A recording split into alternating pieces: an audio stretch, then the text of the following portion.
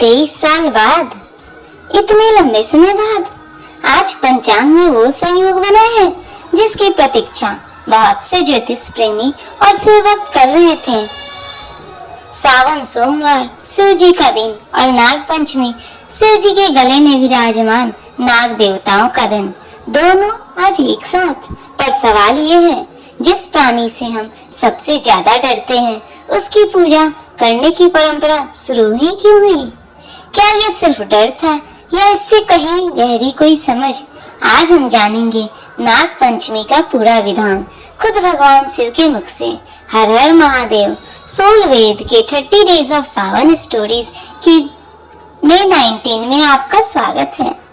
नाग पंचमी का व्रत पूरा विधान स्कंद पुराण के सावन मास महात्म के 14वें अध्याय में मिलता है, जहां भगवान शिव स्वयं सनत कुमार को इसकी विधि, नियम और गहरा कारण बताते हैं। ये कोई क्षेत्रीय परंपरा भर नहीं है, ये सीधे शास्त्र से आया हुआ विधान है। सनत कुमार, जो अब तक कई व्रतों की महिमा सुन चुके थे, उन्होंने भगवान शिव से पूछा, प्रभु अब कृपा सावन मास के अगले महत्वपूर्ण व्रत के बारे में बताइए। भगवान शिव ने कहा, हे महामुने, सुनो, चतुर्थी तिथि को एक बार भोजन करें और पंचमी को नक्त भोजन करें, यानी दिन में उपवास और भोजन सिर्फ रात्रि में। फिर शिव जी ने विस्तार से विधि समझाई। सोने, चांदी, लकड़ी या मिट्टी का 5 फनों वाला एक सुंदर नाग बनाओ। पंचमी के दिन उस नाग की भक्ति पूर्वक पूजा करो। यहाँ एक बात ध्यान देने लायक है, 5 फन ही क्यों? पौराणिक मान्यता के अनुसार प्रमुख नाग देवताओं के 5 सिर या फन होते हैं, जो पंच तत्वों पृथ्वी, जल, अग्नि, वायु और आकाश का प्रतीक माने जाते हैं। यानी नाग सिर्फ एक प्राणी नहीं बल्कि सृष्टि के मूल तत्वों का प्रतीक भी है। शिव जी ने आगे कहा, द्वार के दोनों ओर गोबर से बड़े बड़े नाग बनाओ। उन्हें दही, दूब, कनेर, मालती, चमेली, चंपा के फूल, धूप और दीप अर्पित करो। इसके बाद ब्राह्मणों को घी, मोदक और खीर का भोजन कराओ। फिर उन्होंने नाग कुल के 10 प्रमुख अधिपतियों के नाम भी गिनाए, अनंत, वासुकी, शेष, पद्मनाभ, कंबल, कर्कोटक, असुर, धृतराष्ट्र, शंखपाल, कालिय और तक्षक। इनकी माता कद्रु को भी हल्दी चंदन से दीवार पर लिखकर पूजन की विधि बताई गई। और फिर एक अत्यंत व्यवहारिक बात, शिव जी ने कहा, प्रत्यक्ष नागों को घी, शक्कर मिश्रित दूध पिलाने का भी विधान है। साथ ही भुने चने, धान का लावा और जौ सर्पों को अर्पित करने और स्वयं भी ग्रहण करने का उल्लेख मिलता है। शिव जी बताते हैं, इससे बच्चों के दांत मजबूत होते हैं। पर सबसे गहरी बात अब आती है। शिव जी कहते हैं, जो व्यक्ति सर्पदंश से मारा जाता है वो अधोगति को प्राप्त होता है। इसकी निवृत्ति के लिए ये पूरी व्रत विधि बताई गई है, ताकि परिवार के जिन सदस्यों की भी सर्पदंश से मृत्यु हुई हो उन्हें भी मुक्ति मिल सके। सोचिए, ये सिर्फ जीवितों की सुरक्षा प्रार्थना नहीं थी, ये उन परिवारों के लिए भी एक रास्ता था जिन्होंने पहले ही किसी अपने को सर्पदंश से खोया हो। उनके दुख को, उनकी अधूरी विदाई को इस पूजा के माध्यम से पूर्णता की कोशिश। अंत में शिव जी कहते हैं, जो व्यक्ति वित्त कपट से रहित होकर सच्चे मन से नाग पंचमी का व्रत करता है, उसके कल्याण के लिए शेष नाग और वासुकी स्वयं हाथ जोड़कर भगवान विष्णु और मुझसे प्रार्थना करते हैं। तब प्रसन्न होकर हम दोनों उस व्यक्ति के सभी मनोरथ पूर्ण कर देते हैं। आज का दिन इसलिए भी विशेष है क्योंकि पंचांग गणना के अनुसार सावन सोमवार और नाग पंचमी का एक साथ पड़ना कई वर्षों के बाद एक दुर्लभ संयोग है। इसका गहरा अर्थ समझिए, भगवान शिव के गले में सदा वासुकी नाग विराजमान रहते हैं।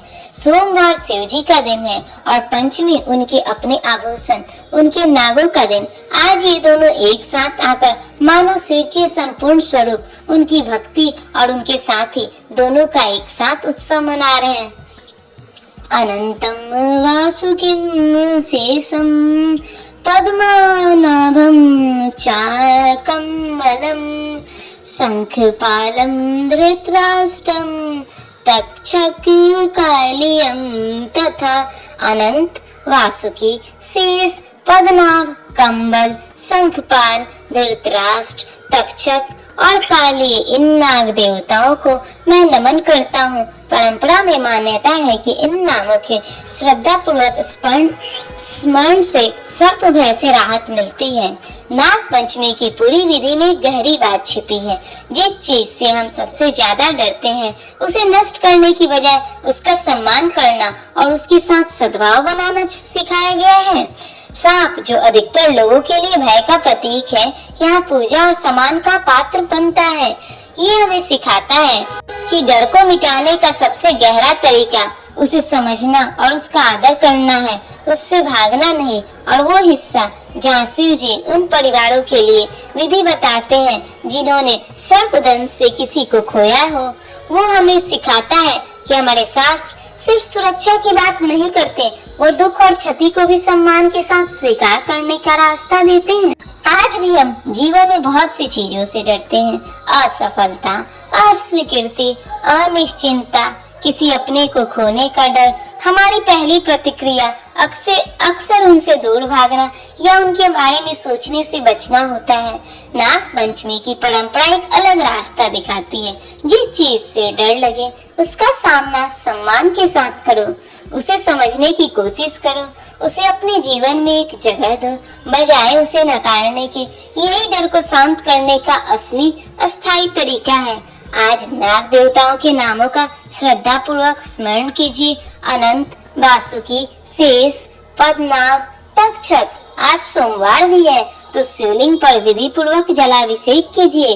अगर संभव हो तो दूध का दान कीजिए किसी मंदिर या जरूरतमंद को। आज अपने किसी गहरे डर के बारे में शांति से सोचिए और उसे समझने की, दूर भगाने की बजाय ईमानदार कोशिश कीजिए। हे नाग देवता, हे भोलेनाथ, हमें वो साहस दीजिए जो डर से भागे नहीं बल्कि उसे समझने की कोशिश करे। आज के इस दुर्लभ संयोग पर हमारे परिवार को हर भय से, हर संकट से सुरक्षित रखिए और जिन्होंने कोई अपना खोया हो उन्हें शांति और सांत्वना दीजिए।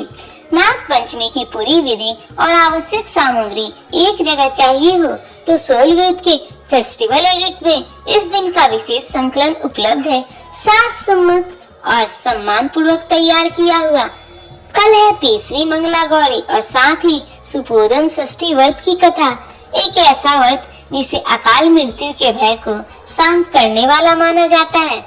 और सोलवेद को लाइक, शेयर, सब्सक्राइब करना ना भूलें ताकि रोज की कथा आपसे मिस ना हो।